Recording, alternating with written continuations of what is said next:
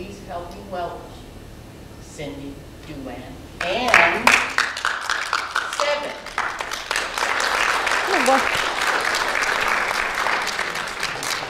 Yeah.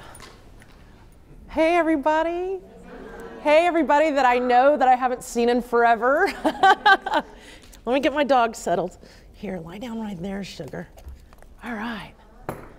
She's got my PowerPoint on. Yay. I'm so glad to see you all on Sunday afternoon. I have many, many things for you, and I think I have a nice, important message for you, and that when you go home, you'll have many, many things to think about, and I'm going to give you a few laughs and smiles too, but then you'll think about many ways to be busy with your dog and inspire teamwork in your dog.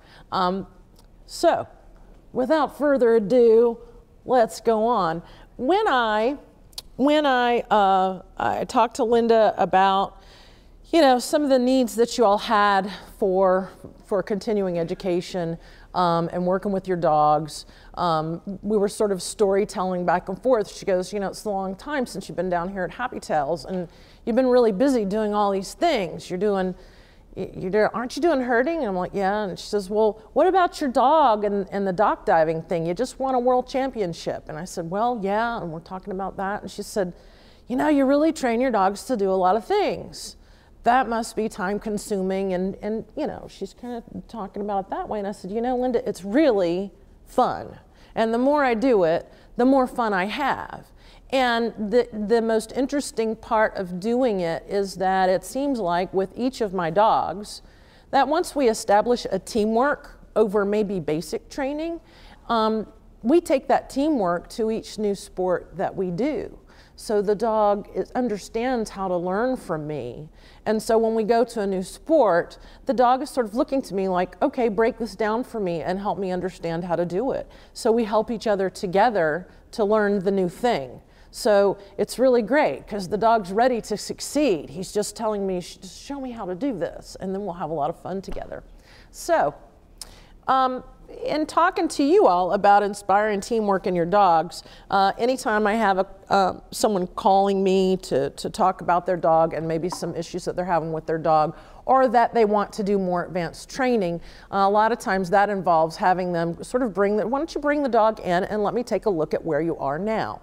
So it's hard to ever know where you're going unless you can look at where you're at and where you've been. So when I look at a dog, I'm going to give you the framework for what I look for when I evaluate where a dog and handler team are, so we can figure out where the gaps are and where we need to go forward from. So these are the things that we do here. Evaluation. The rubber band test. The rubber band test is really kind of fun.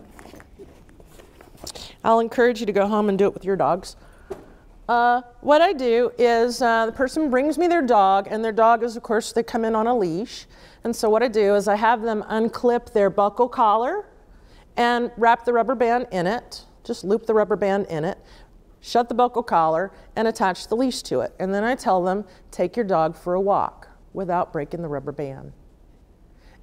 And oftentimes, it's just sort of the look on the owner's face that I get when I make that request. And I sort of know where we're at with leash walking. So yeah, the rubber band test, that's usually the first indicator there of where we need to be going. We probably need to be spending some time with leash skills if your dog is going to be breaking that rubber band on a walk. The second thing that I look for when I'm evaluating a dog and handler is, you know, we're talking about, usually they're telling me about the history of their dog and how old it is and where they got it and what it does, and, you know, these little niggling, he's already trained, but there are these few things that he does that I don't like and you need to fix. And what I'm looking at during that time, I'm just sort of observing what the dog's doing while they're talking. And I'm looking at, you know, how aware of that dog, how aware is that dog of its handler in the environment? Is the dog at the end of the leash trying to sniff everything, or do they drop the leash and the dog's off marking my stuff? Or, you know, if the dog finds a toy, does he grab it and play with it by himself, or does he bring it back and drop it at the owner's feet and throw it for me, Mom, throw it? Does he check in? Some dogs really hover by their owners, then kind of clingy. Like, I don't know, you might be taking me away to clip my nails or give me a shot and that. And some just flop out and fall asleep at their owner's feet. But those are the things, does the dog ever check in with the owner? And sometimes there's this real disconnect between the dog and the owner. And the only thing that keeps them together is the leash. So I'm looking at that. I want to see that. I'm not sure how aware my dog is of me right now. How aware is my dog of me? Is he? He's very aware. He's looking for that time. He knows it's time to work, so he's ready for the cue. Push the arrows on the people. Yeah, okay. It's very interesting to look on an owner's face whenever you ask them to tell their dog to stay and you hand them a toy and say, now throw this toy. No, your dog has to keep staying when the toy lands, right? That's a nice little test of self-control. Can you have your dog stay and throw a toy and then release your dog to the toy? That's real nice. That tells me that the dog has some amount of self-control that's influenced by you. Then we have a general body language assessment, and I just mentioned a little bit of this. Stress signals in a dog. Maybe I want to see if the dog is stressed whenever he's with his owner in a new environment. Are the ears back or are the ears pricked? Is the dog seem to be panting or drooling, tail up, tail down? Sometimes just a general body language assessment. Does the dog seem like every muscle in his body is tight? Does he seem really rigid? Or is this like hanging out, here I am, hey, no problem? So that's sort of what I look at there. And then I always go back to looking, ever since I started doing dog agility, I always will go back to looking at the dog's structure and gait, how he moves and what he looks like. Because a lot of people bring me dogs that they might be having some difficulty with, and it isn't really a problem with a lack of training or a lack of communication. It is that there's something going on with the dog that makes him hurt and makes him grumpy. And I've seen lots of poorly put together dogs and lots of dogs who have had trauma that was ignored. And then I tell the person, take him around the room, walk him, trot him, and I see just some things that are just really big red flags. This one guy said, I said, you're a husky. There's something going on with his rear end. Has he ever had an accident? Oh, well, one time we were hiking and he fell off a cliff and we had to hike down and get him. But it took him a while to walk and he laid around for a few days, but then he was fine. And here's a dog that's having aggression problems. And I've had them, he was hit by a car and they put a plate in his leg and the dog is not really moving right. You can watch dogs with, how an evenness and a balance to their movement, a relaxation in their movement. I can tell dogs a lot of times who have been rescued really not long ago. They can be very flat-footed because of lack of nutrition. So I'm looking at, does the dog have good feet? Sometimes those are, and then just a dog standing, sometimes you can notice that they don't put all their weight on one foot, and you can kind of, they're kind of favored. They might not be limping, but when they're standing, all their weight is not evenly distributed. Those are things I look at, and a lot of times on some of these dogs, I'm sending the people to the vet, to somebody who maybe does chiropractic and acupuncture, somebody that does a little bit of alternative stuff, or somebody that does like sports rehab therapy to help get them sorted out with their troubles. Training goals. Once I've established where the dog's sort of at with the person, then we look at goals to shoot for. And these are training goals not only that I give people to do after they told me, well, my dog already knows how to walk on a leash and sit and stay and come and those sorts of things. This is sort of beyond those little basic things that you might learn in a basic training class that really go toward improving your teamwork with your dog and improving your dog's level of self-control that he has when you're out doing things with him, doing jobs with him. The first of those that I work with folks on is eye contact. I teach a command that stimulates the dog to give me eye contact, and that's the look command. So when I tell my dog, look, this is, I want the dog to look at me. And that's a heavily reinforced behavior. I reinforce that quite a lot. I want the dog looking. I kind of feel like 90% of the time, when you give the dog a command and he's not looking at you, he's probably not going to do that command. So, and then with that, sort of an offshoot of that, what's he doing? He's looking, yeah, Well, you know, yeah. it's a border collie. Listen to Linda, it's a border collie. You know, people told me before I got border collie is a piece of cake. A border collie is a piece of cake. And then I got my first border collie and I was ready to like, I thought I was gonna die. The dog was completely wild, like a wild ape. His name was Riff, and I brought him. I was still doing pet evaluator training, and I brought him one day as the example for the dog never to pass at a therapy. I'm telling you, I struggled with that dog, and I really doubted myself as a trainer. Do any of you remember that day I brought him? Eleanor, can you attest to how wild that dog was? Yeah, I mean, the people's eyes were just popping out of their head. They're like, how do you own this dog? This is crazy. So yeah, I mean, there are plenty of nice little smart border collies that do everything. Like, you know, Seven is pretty talented, but then there are others who just, my God, it's just crazy. It's just crazy talk. So back to look.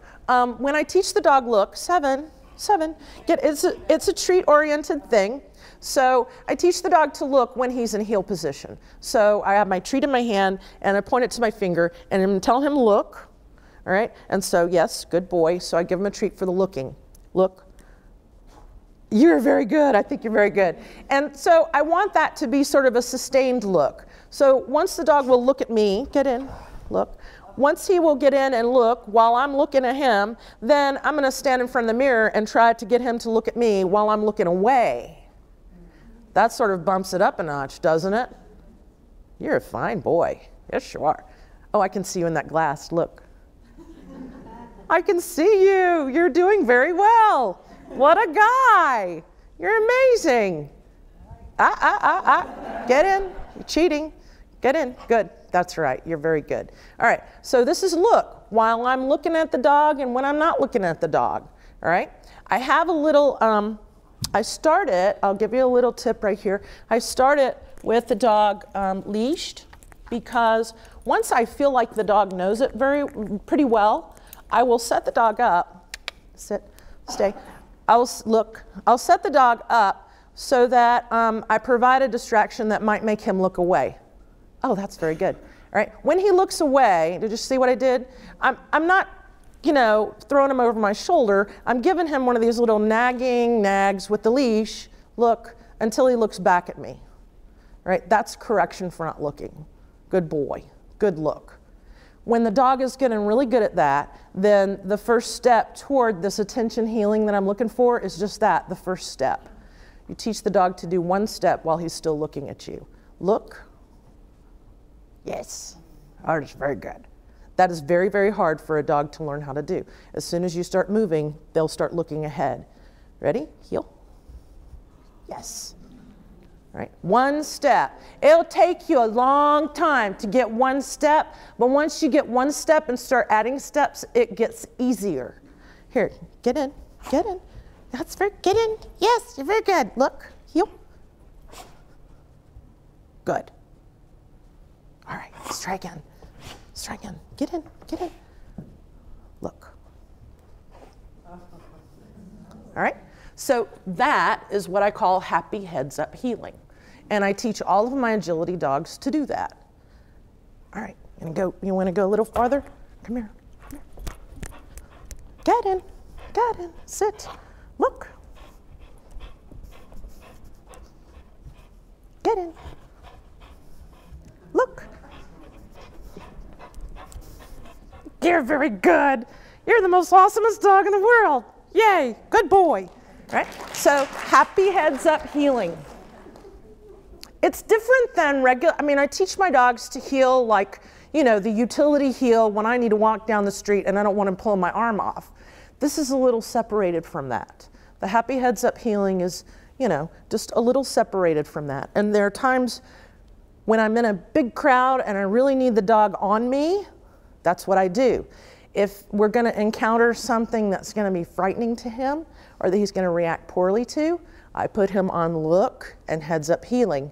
And if he's doing that, he can't pay attention to anything else. Yeah? It's just the coolest behavior in the world to have. I love it. All right, next off. The stay with the retrieve. And that starts on lead, and then it can go to off lead once you get some good reliability to it. So, how your do you like your bunny? Yeah. Come on, let's play bunny. So we play bunny. Bunny, it's a bunny. Yes, it is. Sit, stay.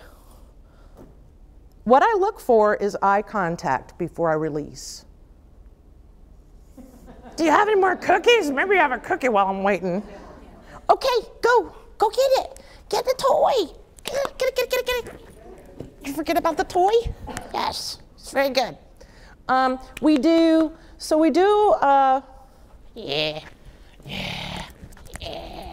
When we work on revving up agility dogs, yeah. Ready, set, go. Yeah, that's how we do that.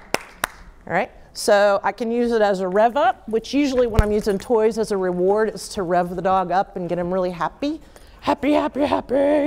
Woo, we like it. Off. Stay. Look. Okay, go. That's better. Yay. Good boy. So you'll work on stay and the retrieve, and with Riff, my older dog, he has to have lots of this. And we'll do, let's get in, sit, down, stay. We'll do sit, down, stay, sit. We'll do puppy push-ups, and then I'll tell him stay and walk a circle around him.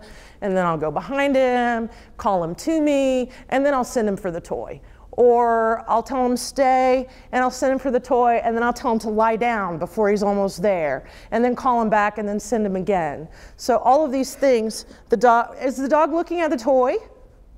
Is this dog looking at the toy? What's he looking at? Why? Because I'm the one that releases him to go get it. Looking is rewarded. I reward look with, okay, you can go get the toy. So it's whatever we're rewarding most is a lot of the times the behavior that we get the most. Okay, the place command. Many of your dogs probably know the place command. I think it's critical. So I teach all of my basic training students the place command. And when I do that, I start with a little treat. I put a little treat over there. And then that makes the dog want to go there to go get the cookie. Come on, go get in your place. Good boy. Stay in your place. So let's go to your place, stay in your place. And folks kind of cheat the place command because they'll say, oh, my dog will stay there like 3 minutes. Well, your dog can stay there for as many as 30 minutes or 45 minutes if you want to push that. And it is a great way to help the dog learn self-control. 8 o'clock at night and everybody's got the zoomies around the house. Well, maybe it's time to go park it in your place. Yeah? Yeah. So it's helpful in helping you install sort of a turn-off switch for your dog so that you can have a dog. Somebody met my dog just here today and said, oh, what a calm border collie. That's unusual.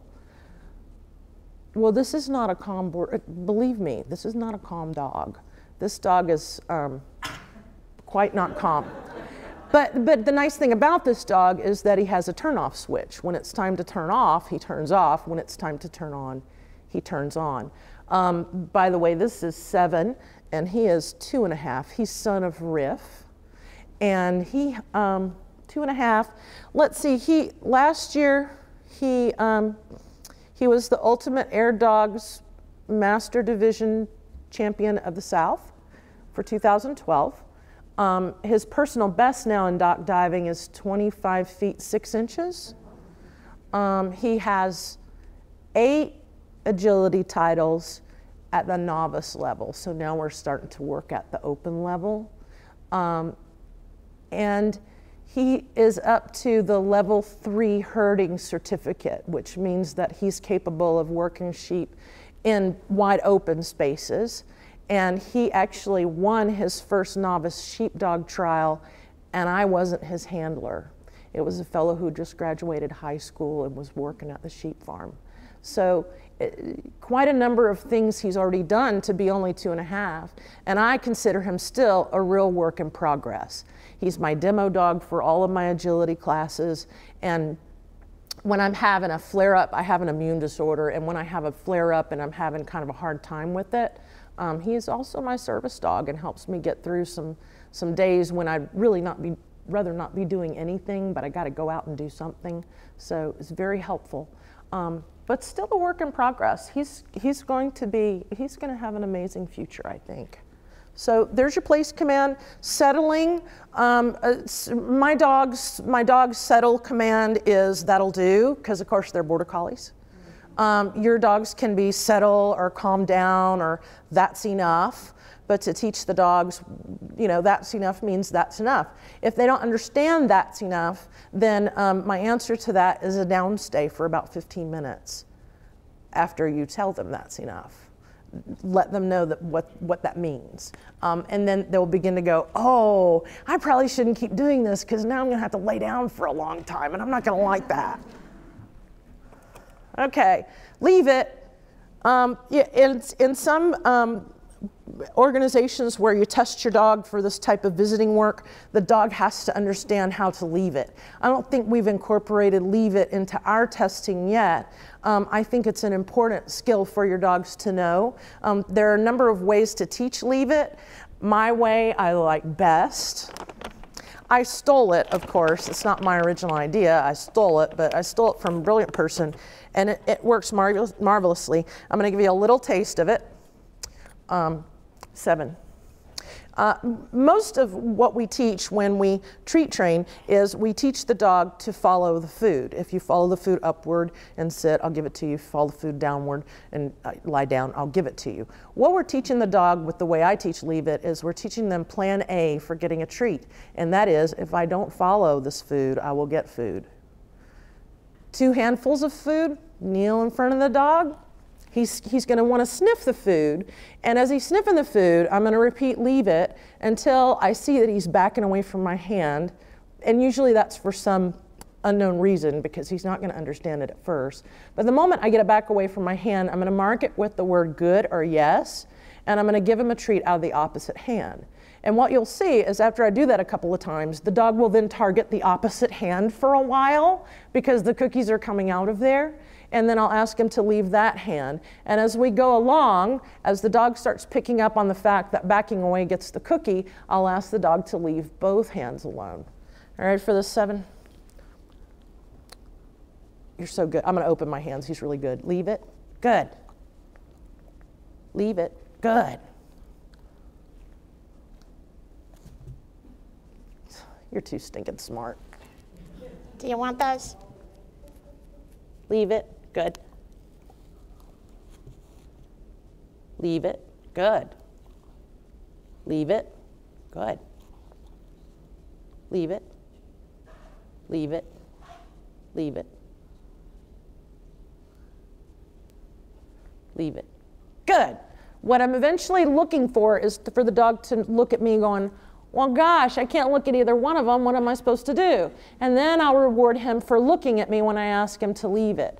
I start with the hands closed with a dog that doesn't understand it, and then I make it harder by opening my hands, and then I make it really harder by doing leave it, put the treat on the floor. Leave it. And if the dog leaves it, he gets a treat from my hand. Leave it. I know, you're very good. You're very good. Leave it. You're not that good, are you? Good. Leave it. Good boy. Good boy. Good boy. And then I can advance that by taking a walk, throw a treat on the ground, and ask the dog to leave it, give a treat from my hand. If I put treats on the floor and ask the dog to walk through them or try to recall the dog through them, once the dog's done that successfully and gotten treats from my hand, I don't let him have any of the ones on the floor. To me, leave it is a never, never, no, never, never, never. You can't have it ever. So I'll gather the treats up off the floor. Now then, if I want to hand them to him, that's fine. But I don't put it on the floor, tell him to leave it, and then tell him he can go get it. Yeah, that's leave it for me. I like the idea. I find that if you're telling the dog leave it, and then like he's sniffing something when you're taking a walk and you tell him leave it, and then you're like snatching on him to make him understand that he's supposed to do that. For my border collies, it really only makes them faster at grabbing the cigarette butt or the dead frog or whatever, so that they can get it before you have a chance to react. All right? Yeah. Place done enough, the dog will default to that behavior, as you see. Nothing's going on for him, so he's trying to find an activity that's rewarded. Go to my place. One of my training goals is so that the dog can effectively execute what I call the dance. It is something very similar to what I used to see Angel and Linda do whenever they're warming up to go on their visit. And I just really highly encourage it. It can be done on leash at first, and then you transfer it to off leash. But it effectively incorporates all of your obedience commands in one segment. Here, okay, here, get in. All right, starts with heeling, heel. Hello, right here, sit, good. Heel, come on, heel, heel, 7. Thank you, good boy. Heel, sit. Stay. So a little healing, stop and sit, right about turn, a stay, walk out, or walk out to the end of your leash if you're holding a leash, call the dog, 7, here, front, and then finish the dog. Round close. Very good. And then you can do the same round, but instead of with a sit stay, do a down stay. Right? And so in that way, in a very short amount of time, I've reviewed all my obedience commands with my dog, and I've really attempted to gain an idea for just how focused he was on doing that. You know, and if that wasn't quite what I wanted, maybe we'll want to dance one more time. Ready? Ready? Ready? Heel. Good. Heel. Hey, hey. There you are. Heel. Good boy. Come on with me. Yes. What a guy. Excellent. Stay. 7 here. Front. Good. Get in. Yeah. Sit. What a guy. What a guy. You're very good. So you can do that little sequence, and then you can play or give a bonus and give some cookies. But that's a great little exercise for warming your dog up and getting them focused before you go on a visit. Okay, and then here's my ultimate training goal, off-lead reliability. Not that I think that dogs should be off-leash everywhere. There are a lot of dangers, and we don't need our dogs encountering dogs of questionable temperament and those sorts of things. It's not that I think your dog shouldn't be on a leash. What I think is, though, if the leash slipped off, I think that it shouldn't matter to you, that you would have the same level of control with it on as with it off. So I encourage all my students to work toward off-lead reliability with all of their training commands so that they can have that. I haven't found many dogs who were off-lead reliable who had a lot of behavior problems or obedience problems. If you can get the dog to that point, most of the other problems you have are solved along the way. Okay. So those are all of my training goals I'm looking for. A lot of it's pretty fun stuff. It's not, you can make it fun, and you can use toys and cookies. All right, what does teamwork look like? I'm trying to encourage you to work with your dog and become a team with your dog. We want to know how do I identify teamwork? What could it look like? And with this, what I'm going to do is I'm going to show you 2 video clips. This is in November. My dog Riff and we got invited to the Doc Dogs World Championship competition. We got 3 different invitations. We made it to the finals in the Legend division, which is dogs 10 years and over, and then the Veterans division, which was dogs 8 years and over. We made it into both those finals, and we finished in 9th place overall in the Elite division, which is all ages of dogs. And so keep in mind, this is a 10-year-old dog. So we made it to the finals. This is the winning jump of the Legend division when we won the World Championship.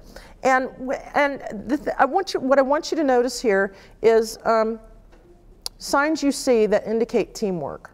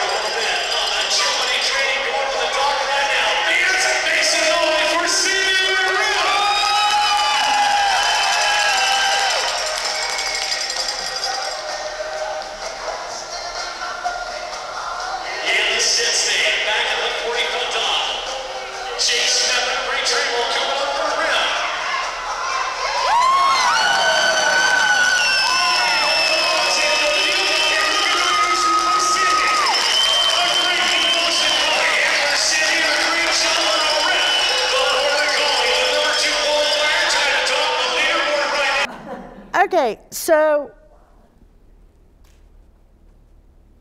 that dog had to deal with a whole lot in order to execute that performance, didn't he? There were probably 400 people in the audience.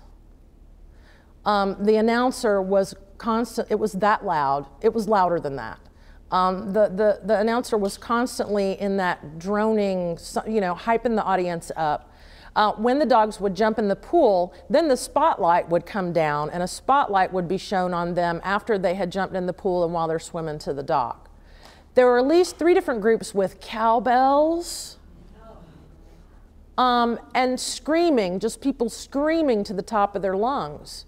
That is an awful lot of distraction for a dog. It was indoors. The dog had never jumped into a pool indoors. And there were actually 3 pools going. So that's an awful lot of distraction for a performance, isn't it? How much was I attending to the dog when I got on the dock? They told me to put on a show. So what that involves is lots of kissing to the crowd and waving and saluting and, showing your dog off. Not a lot of time for, you got to come over here, come here, let's do this, let's do that. There was no time for that. But what was the dog doing? What was the part of the job the dog was doing? He was totally with me, right? The signals of teamwork were that I unclipped a leash, he went up on the dock, and he was with me the whole entire time, no matter what I was doing, and I'm not paying attention to him. And the whole entire time, he's like circling me, going to the ready position. I'm ready when you are, I'm ready when you are, all right? So that's teamwork. He's doing his part of the job, and I'm not helping him through that. He understands how to do that independently of me. He's doing his part of the job, I'm doing my part of the job, all right? And we're working together to an end. I thought that's pretty fascinating. But I got a lot of comments from people, do you do dancing with your dog? Yeah, we dance every day because we're a team. All right, and here's another one. This is dog agility, and I'm gonna play the whole thing for you, and the aspect of teamwork that I want, this was like 2006, so this was still when we were still grinding it out, trying to get it right, and he was very young. But there are some elements of teamwork, and it happens at the beginning. and that's the part I want you to see, but I'm going to play the whole thing for you.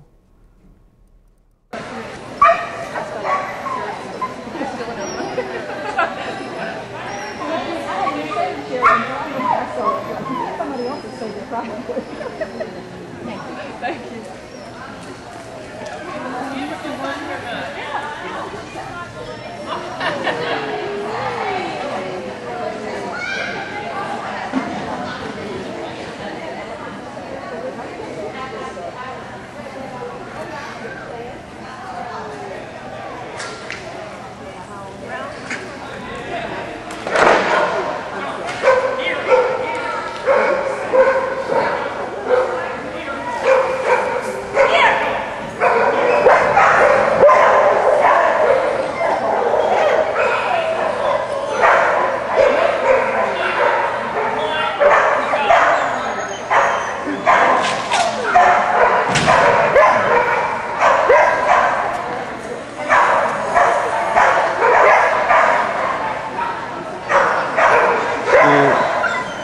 Jump.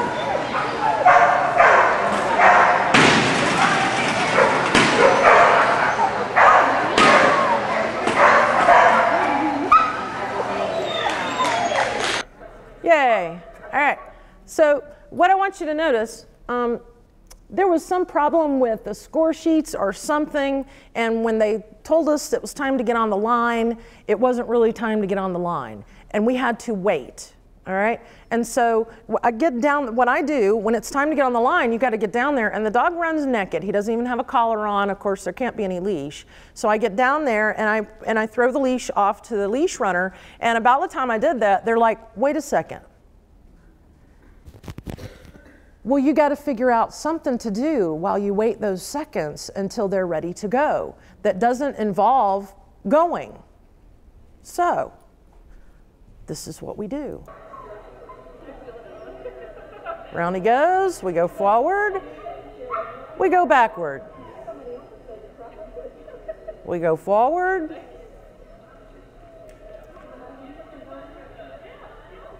And then we go backward. All right? Which, you know, this brings me to an interesting point. This was a terribly, terribly difficult dog to train because this dog was like a cannon exploding all the time. And just phenomenal. He's had a phenomenal, phenomenal career. But harnessing that, I'm telling you, it was crazy. And his craziness made me crazy. And I just would be a wreck. And it was really affecting, we could have performed better if I was relaxed. And it was really kind of affecting our performance. So, so I had a dog trainer friend whose husband is a neuro-linguistic programmer. He also does hypnotism. And I said, I need you to hypnotize me to perform better with Riff. And he's like, okay, when I see you next in Texas at the conference, I'll meet with you. Well, he didn't hypnotize me. But what he did was he took me through the things in my mind that I'm telling myself in my mind. And, you know, how can we change your script to be something else? And in the whole discussion of that, he's getting down to, you know, what is it that is making you so nervous? And I tell him, I'm Tom, like, he pulls me to the start line on the lead, and he's so ready to go, and he's screaming his head off, and it's just go, go, go, go, go. And he says, well, you can't do it with the leash on. And I said, well, no. And he says, well, what happens when you take the leash off? And I said, well, then we do our start line stay, and I lead out and release him. He says, so what are you afraid of? I said, well, I have this fear that I'm going to take the leash off and he's going to be just halfway across the course. He says, well, has he ever done that to you? And I said, no. He says, well, maybe what he's trying to tell you with all of his excitement is that he's ready to do his work with you. And once I started thinking in terms of that, we started doing a whole lot better. And so, and then one of the stories that I was sharing with Linda, along the same lines, same dog, I took this dog to like a 3-day agility camp in Florida, and we would work all day and with a break for lunch. And I took down one of, you know, those fabric crates, the nylon fabric, you know, easy. And I'm thinking, this is light and this is great. And I put him in that, and he'd been doing great in it. So it was lunchtime. I put him in there, and we go off to heat up some cheese dip, and I get to talking, yeah. And we get back to the agility field, and the people are practicing. They've been practicing since lunch, running agility on the field. And I look over where my chair is, and my dog is there, out of his crate. And I'm like, I'm mortified, because I already am feeling like a heel anyway, because my dog has the opposite problem of everybody else's dog. And I'm like, oh my God, now he's broken out of his crate. And I run over there, and I'm like, I'm so sorry, everybody. Was he bothering you? Because I'm thinking he's doing all the equipment and grabbing everybody's treats and barking and running with the other dogs. And they're like, what dog? And I said, him, over there. Oh, I didn't even know he was out. He wanted to be out of that crate because he knew there was action going on. But once he got out and realized that I wasn't there to do it with him, he wasn't going to do it by himself. And that there solidified it for me that there is such a thing as the dog believing in teamwork, and that the dog needing you in order to do the job that he does. And ever since then, it's I've just been fascinated by it, and I've loved it. And I talk about inspiring teamwork, and this dog and I are making such a great team, and we're going to be a great team in a few years. And so it is a totally different way for me to look about training a dog to do something. It's not that I'm operating on the dog to make him do it. We're working together to achieve a task together. He's working with me. And I can let him down all the time. Lord knows I've let them down all the time, trying to learn what my part of the team job is supposed to be. And a lot of times I think that we let our dogs down because we don't know what our job's supposed to be. We don't know all of our job, or we're not paying attention enough to make sure we're doing our job, or we miss a signal. So there are many mistakes that we feel like our dog is making, whenever it's not really the dog that made the mistake, it's you that made the mistake. Something you could do better, or something you could recognize quicker, or something that you could help the dog. You know, maybe you can break it down so the dog understands it a little bit easier and reward him for that. So all of those elements, and thinking of training in terms of teamwork, just fascinates me. I love having teammates. You know, instead of my alpha dominant and my little underlings, and that I'm dominating and we're all dominated. I like the teamwork aspect better. All right, so more important than training, I want my dog to be my teammate. Not just that I've trained him to heel, sit down, stay, and come, and we graduated level 2 obedience from Miss Mary Kate Lolly's beautiful dog training school. I want more than that. I want to inspire my dog to be my teammate. Please be my teammate, work with me. So in order to do that, couple of things we want to keep in mind. A dog's response to training is static and not fixed. Just because you have completed 6 weeks at Miss Mary's Dog Training Academy and your dog learned A, B, C, D, E, does not mean that the response to those cues is going to remain the same year after year after year after year. One of the most fun things that we do in competition is fix things with our dogs. And in agility, the fun thing is that whenever you've got one problem fixed, there's another one that crops up that you get to fix. So we're always talking about which thing we're retraining and which thing that we're, you know, all right, he did his teeter this time. He can't get those weave entries worth crud though. All trained behavior is a product of its reinforcement history. I think of each behavior that my dog knows how to do, I think of it as attached to a little bank account. And every time I reward a behavior, a coin goes into that account. And the behaviors that have the biggest boxes of coins are the ones that my dogs seem to do the best. If you think of it, run a little experiment. How many people, your dogs can sit just great? Your dogs are great sitters, awesome. So they're like, yes, I got this, all right? But maybe out of those of you who have good sitters, their down is kind of like, You got a few of the, okay, so here's your experiment. For the next 3 weeks, only give the dog a cookie and his supper if he lies down for you. Because what do we do when we get the food treats out or the dinner bowl? We ask him to sit, all right? Stop doing that and start asking for down instead, and I'll guarantee you that your dog will have bruised elbows from hitting the deck really, really hard. It's what we reinforce the most that will get stronger. Now, some research that we know about that was done at Louisiana State University on dog training in particular told us that from the very first day a dog starts to learn a command until the time that he knows it and will never forget it is 34 days.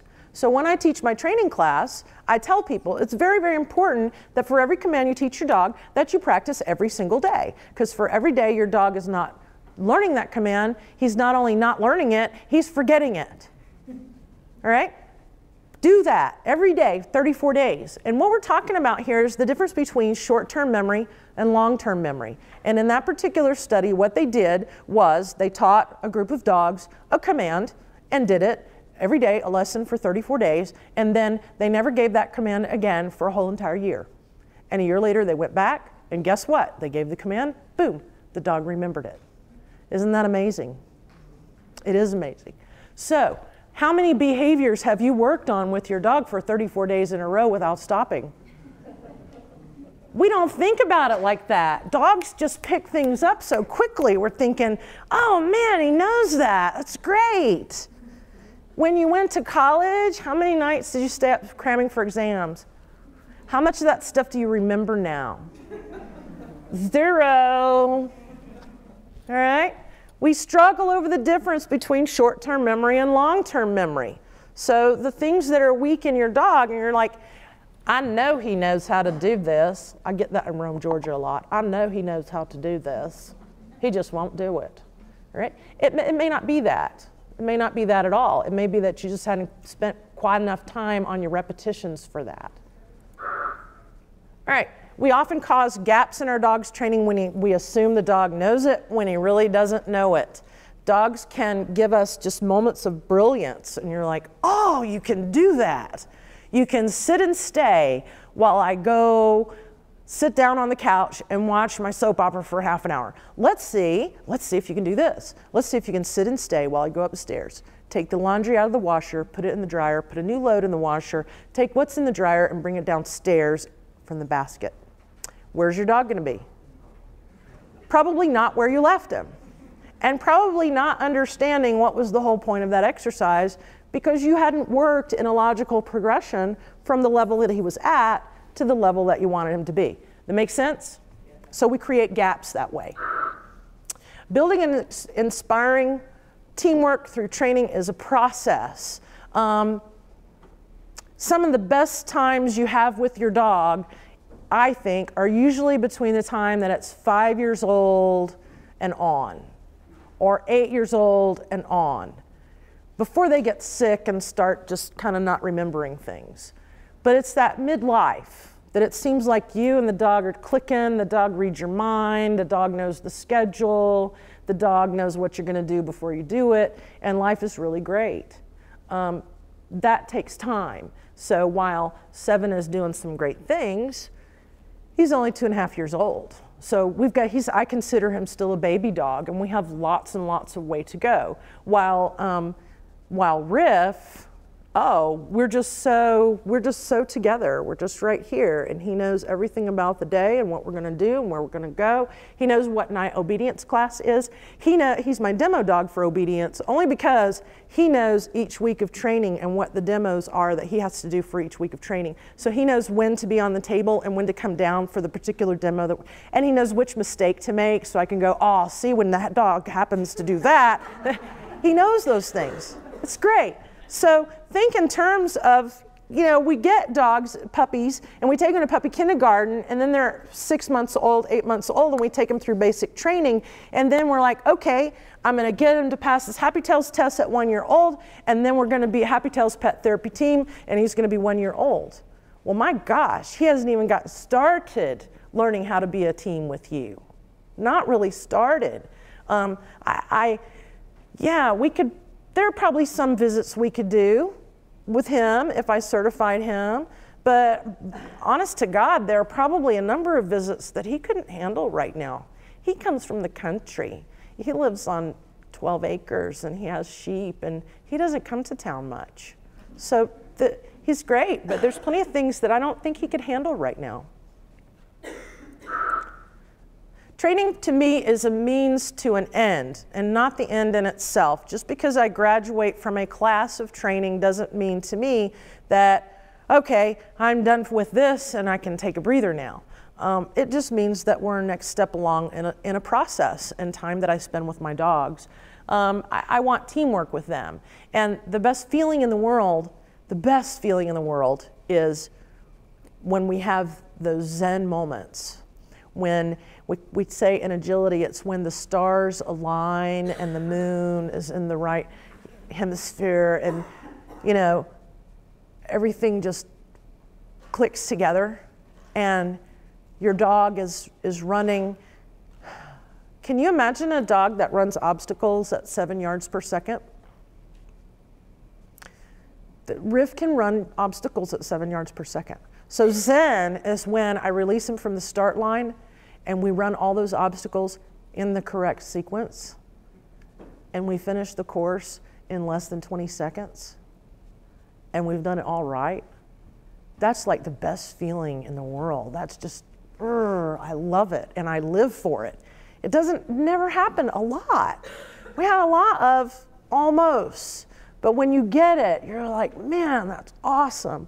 And that's what I dig. That's what I really live for with these dogs.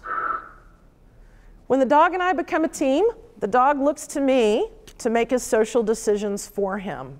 I hope that you saw some of that with this young dog, that he was looking to me for what to do, what do I do in this situation, and not sort of just acting on his own. When the dog and I become a team, the dog trusts me to read him and to provide what he needs to feel safe and succeed at his tasks. I want you to view and approach your visits as the work of your team. You and your dog are a team and you guys have a job that you do. And it's going to provide therapy visits for people who need them. We find that dogs that share work that's meaningful with humans are a lot more balanced, a lot calmer, and more fulfilled in their lives. And let me go back to the comment that I heard from someone today. That's the calmest border collie I've ever seen. He's great. He has lots of jobs. And he knows when he works, and he knows that it means it's very meaningful. So we have a nice little turn-off switch, and he can take a nap in front of lots and lots of people on a videotape. And it's great. I own 6 border collies, and people call me the crazy border collie lady.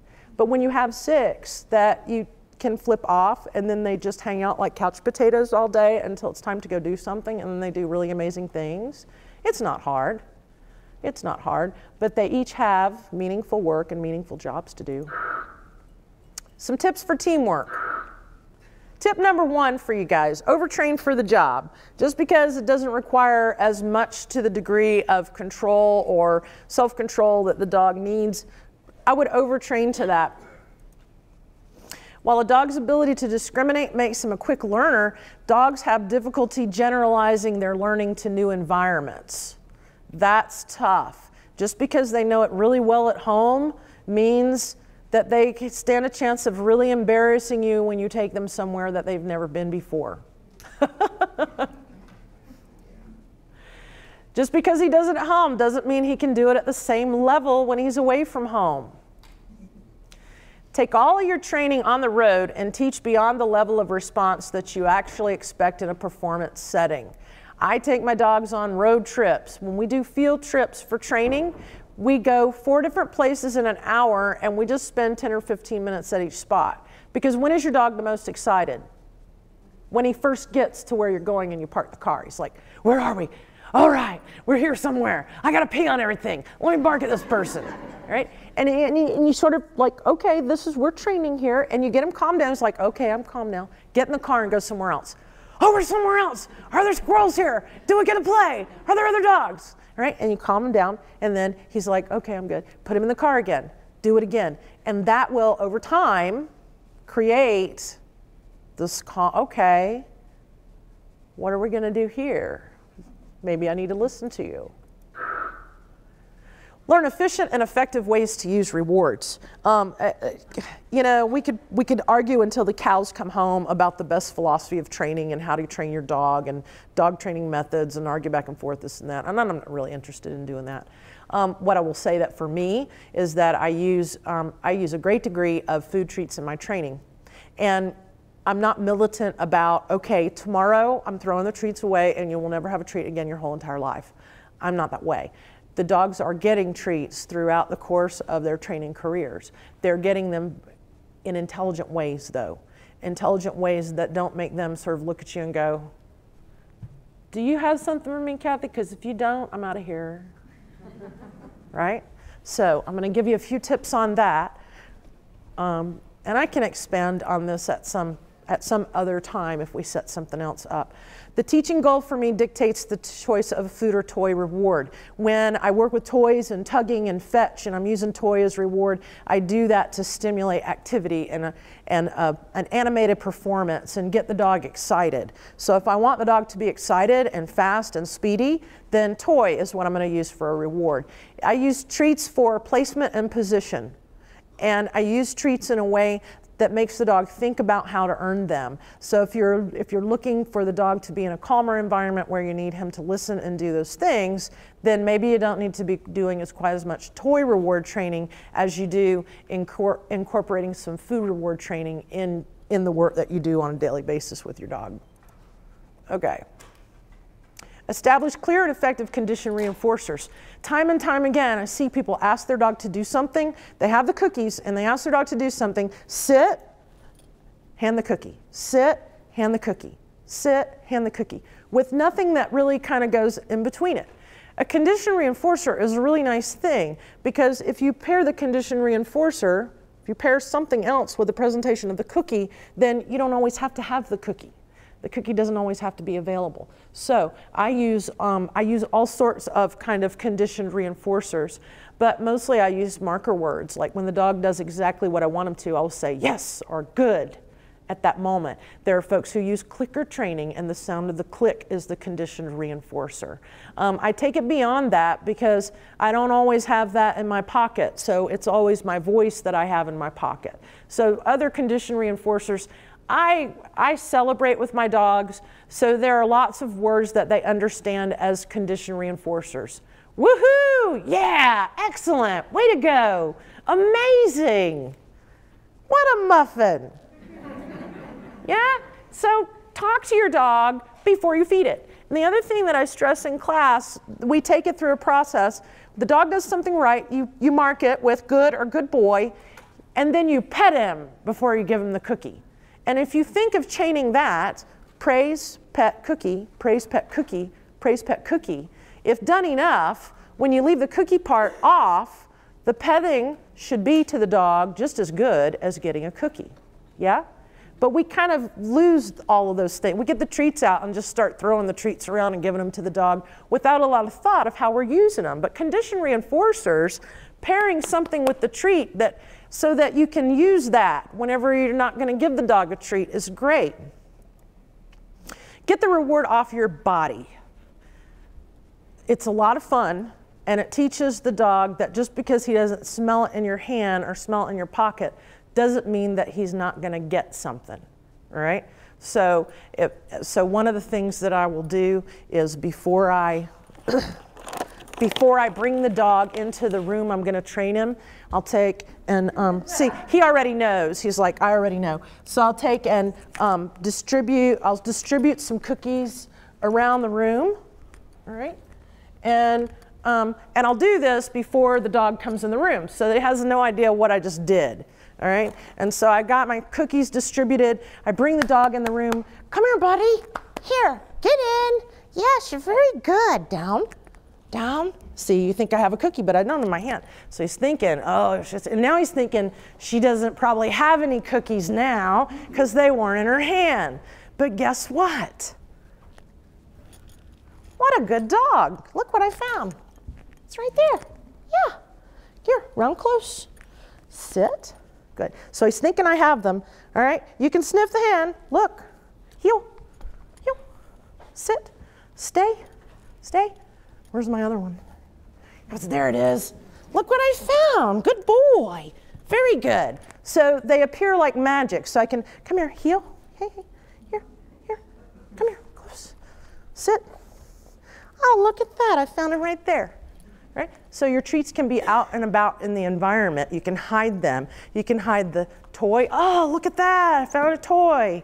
And then play with the toy for, some dogs are just obsessed about their special toy. So I hide the toy, and then one of my favorite things too is before I take the dog out to train it, I shove it up in my pants or behind me, like so that it's like not there, and we'll do some training, and all of a sudden, whoo, look what I found. It's the toy.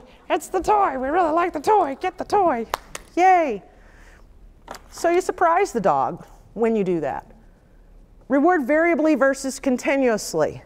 People get stuck on giving one treat for one behavior. The dog did it, I need to give him a treat. The dog did it, I need to give him a treat. When you do one treat for one behavior, after a while, that behavior will deteriorate. It will not be as strong. What strengthens behavior is variable reinforcement, that it's random. Sometimes the dog gets a cookie and sometimes he doesn't, but he can't predict when that's going to be. 7, here, go to your place. Thank you, stay. So I'm not constantly feeding cookies, I'm feeding them on an unpredictable basis. Sometimes he gets it, sometimes he doesn't. And when he smells it on my hand, but there's nothing in there, that doesn't mean that I'm done. That doesn't mean that the cookies are gone. I use jackpots to reward behavior sequences. So like when we do the dance, and we do several behaviors at a time, then if he did a really, really good job, then we'll come over and have 6 or 7 pieces of food, and I feed him out one at a time. Or I just throw 6 or 7 pieces on the floor and celebrate how good that was, that we did a good job. I do that to build confidence with my young agility dogs, because the biggest problem that we have in agility when we start trialing them is that they're afraid. It's a new place, it's new equipment, I'm scared, I don't know where I'm at. There are a lot of dogs that are excited and I don't know why. So what I do is, when we finish our sequence out on the field, no matter how poorly it might have gone, because the dog stayed with me and didn't leave the ring and was my teammate, we come out, and then I've hid the treat somewhere outside the ring. We come out to that spot, and then we have a jackpot. He gets a bonus. And so what I've watched with my young dogs as I've started trialing them, they have really begun to look forward to that. They'll celebrate at the end, at the finish line with me, and get the leash on, and then they pull me over to find where's my jackpot? I know I'm getting it. And so then they get really excited about their turn, because I know what's going to happen when it gets over with.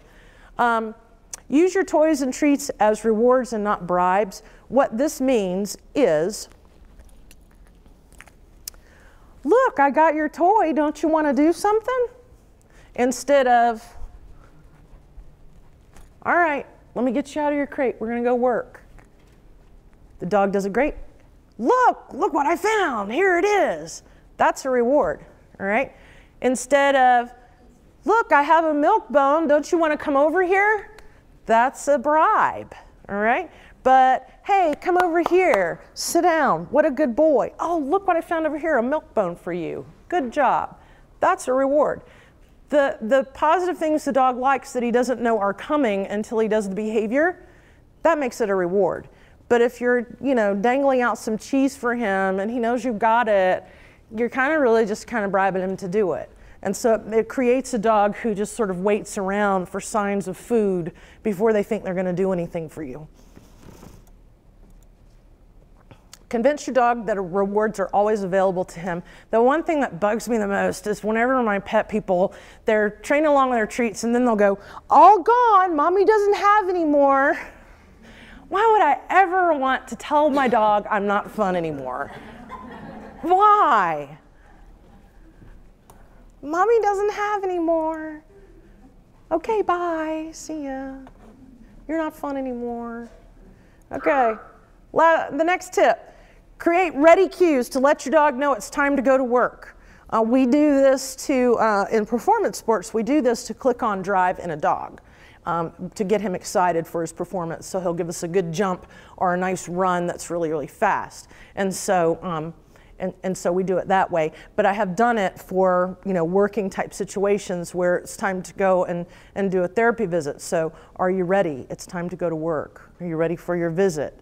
Let's do our visit. So you warm up the dog, you do your dance, get him out of the car, we're gonna go visit, and you do your dance, are you ready to go visit? It's time to go visit, and then you go do your visit. And then after a while, the dog will understand, oh, when she says that, this is her expectation. So it creates ready cues. When I tell, you know, I'll tell my dogs, what do I tell my dogs? Let's go down to the kennel. Let's go down to the kennel to them means we're gonna go run around and then we're gonna go get something to eat. So they know how to get down there and what to do and how we do that. And then let's go back up to the house means just what it says, but it's said enough and they understand those things. So when it's time for performance, we train in the dogs ready. Are you ready? Ready, ready, set, ready, ready, ready, ready. He says, those are my ready cues. So those are the things that we train in. We typically train in ready cues by getting the dog excited with a toy. And I showed you that a minute ago. I held him back, got him excited with the, got him excited with the toy, and then threw it. Ready, ready, ready, ready, go. And I usually will hold them back and get them kind of struggling to get the toy before I let them go. All right, so. Use your warm-up routines to set the stage for working. So if I'm gonna go do a therapy visit, I'm gonna get the dog out of the car, take him for a potty, do my dance, and then say my ready words to get us ready. Teach Mother May I. You can teach that with toys or treats. Mother May I is simply the process that the dog learns to look to you for what it wants instead of just going after it. So that comes with teaching the leave it command. And also teaching, you throw the toy on the stay and the dog has to wait for the release. I throw the toy and the dog doesn't keep staring at the toy, the dog looks at me. That's teaching Mother May I. One of the exercises that I will, a couple of other things that I will do for helping to inspire that. Which dog are you? 7, sit. All right, treats in both hands, look, good, all right? So treats in both hands out sideways. The dog wants to look at them because he likes to look at treats, but I tell him to look at me and he gets reinforced for that. I will give you the treat if you look at me. Look, good, good. There's one right there. Look, yes. Look, yes. He didn't want to stop looking that time, right? So, and then another exercise that I do is, I stand in front of the dog and I show him that I have the treat and I just kind of drop it back there.